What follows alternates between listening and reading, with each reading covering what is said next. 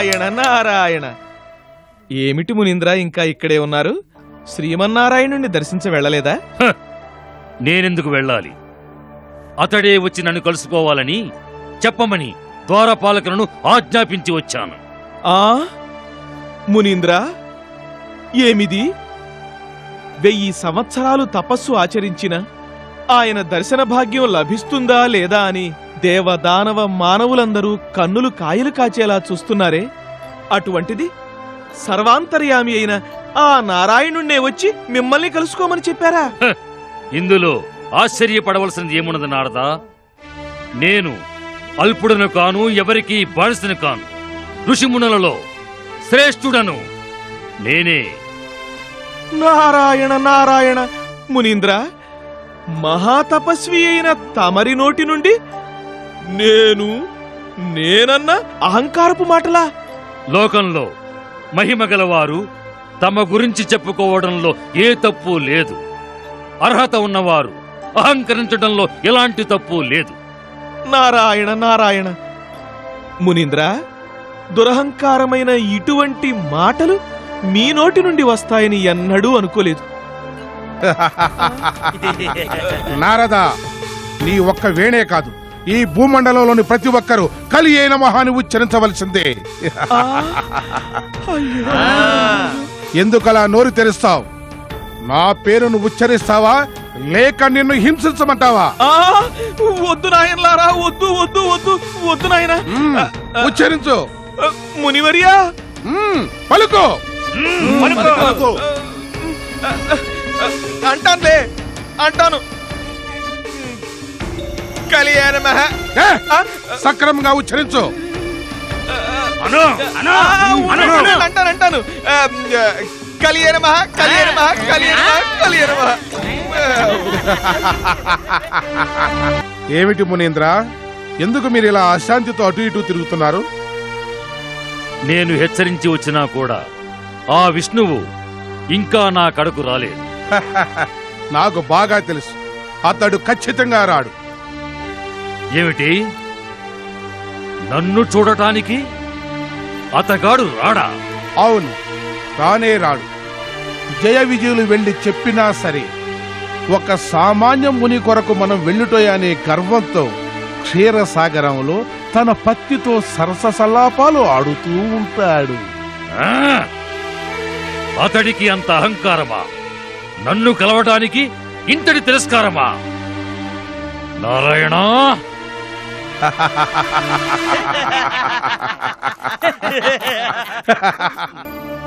క్షమించండి మహర్షి, ఎవరూ లోనికి వెళ్ళడానికి అనుమతి లేదు. ఈ భృగు మహర్షిని అడ్డగించేటంత ధైర్యమా మీకు?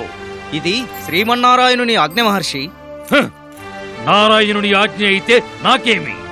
క్రీడా వినోదంలో స్వామి, తల్లి లక్ష్మీదేవి ఏకాంతంగా ఉన్నారు మహర్షి. ఏమిటి? నేను కబురు పెట్టినా నా మాట లెక్క చేయక తన భార్యతో క్రీడా వినోదంలో మునిగి తేలుతున్నాడా? నేనంటే అంత లక్ష్యమా? ఈ తపస్సి కోపాగ్ని జ్వాల భూనమోంతరాలని దయించి భస్మం చేస్తుందని అతడికి తెలియదా? మునీంద్ర, తమ స్థాయికి తగినటువంటి మాటలు కావి. ఏమిటి? నాకు బుద్ధి చెప్పడానికి మీరెవరు? అల్పుల దగ్గర నీతి పాఠాలు నేర్చుకునేంత మూర్ఖుణ్ణి కాదు నేను. ఇంతకు నన్ను వెళ్ళనిస్తారా లేదా?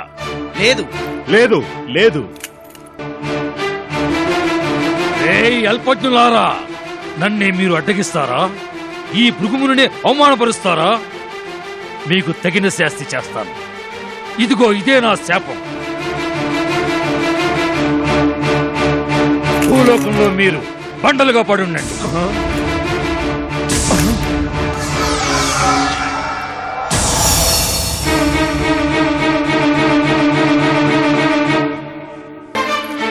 ఏయ్ హరి,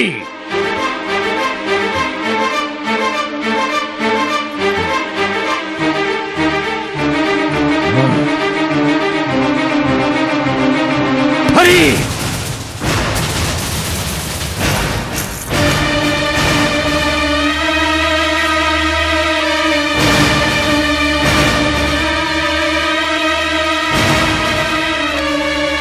భృగుమునీంద్ర, నా రాకను గమనించలేనంతగా కన్నులు పొరలగమ్మినవా?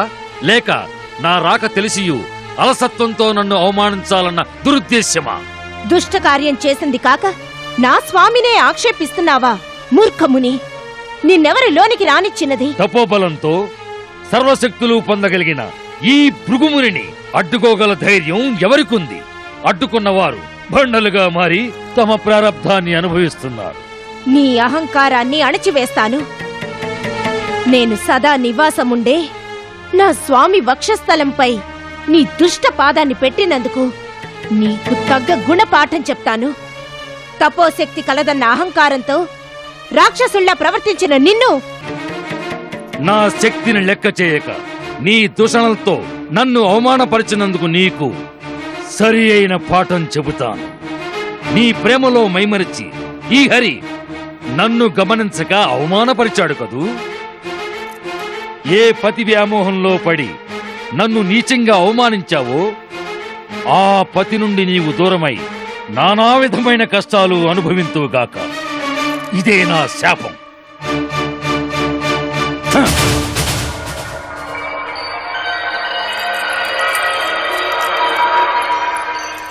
స్వామి, నన్ను కాపాడండి. మిమ్మల్ని విడిచి నేనుండలేను. నన్ను రక్షించండి, నన్ను రక్షించండి. మునిశాపం మరలింపలేనిది దేవి. నీవు భూలోకానికి వెళ్లి సప్తగిరి ప్రాంతంలో ఉండు. కొలది కాలంలోనే నేను వస్తాను. అలాగే స్వామి. మునీంద్ర, ఎంత పని చేశారు? మతిమాలినే నీ పని చేయలేదు. నిన్ను కూడా నేను ఊరికే వదిలేది లేదు. శృంగారానికి వసుడివై నా అంతటి మునిని ఆదరించిన నీవు భూలోకంలో సామాన్య మానవునివై పడరాని పాట్లు పడు. ఇదే నా శాపం. మునీంద్ర, మీరు సమాధానపడ్డారా? మీ కోపం శాంతించిందా? మీకు సేవ చేసుకునే అదృష్టాన్ని కరుణించండి. రండి మునీంద్ర, కూర్చోండి.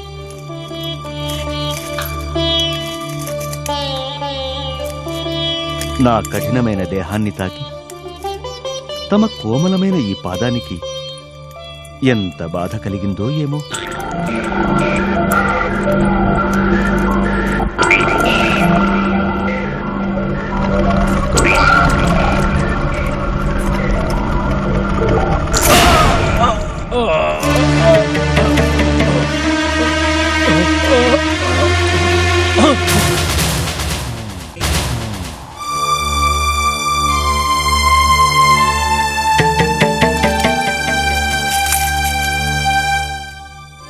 పరమాత్మ, పద్మనాభ, భక్తవత్సల, ఆశ్రిత పాలక, నన్ను నీవు క్షమించు తండ్రి.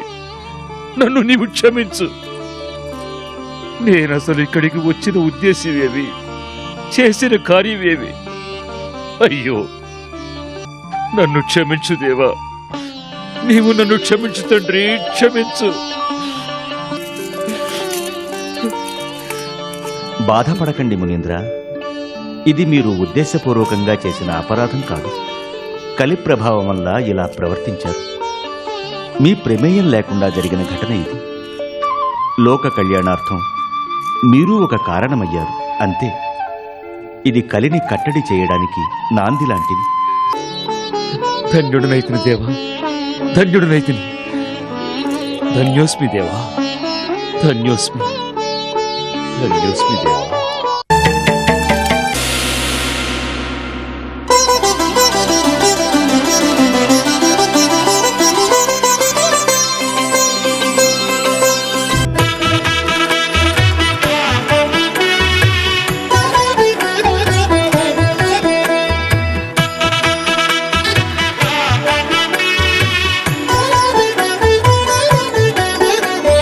కమనీయం కడురమణీయం శ్రీ వెంకటేశ్వర కళ్యాణం.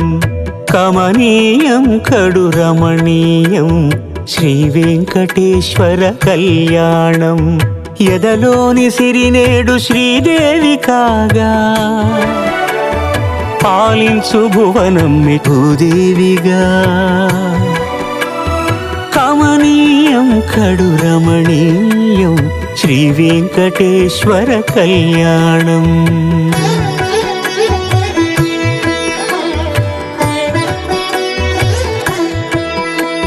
లగ్నమునందే మనసు లగ్నమయేట్టుగా చేకట్టవయ్యా ఇదిగో నీ దీక్షా కంకణం.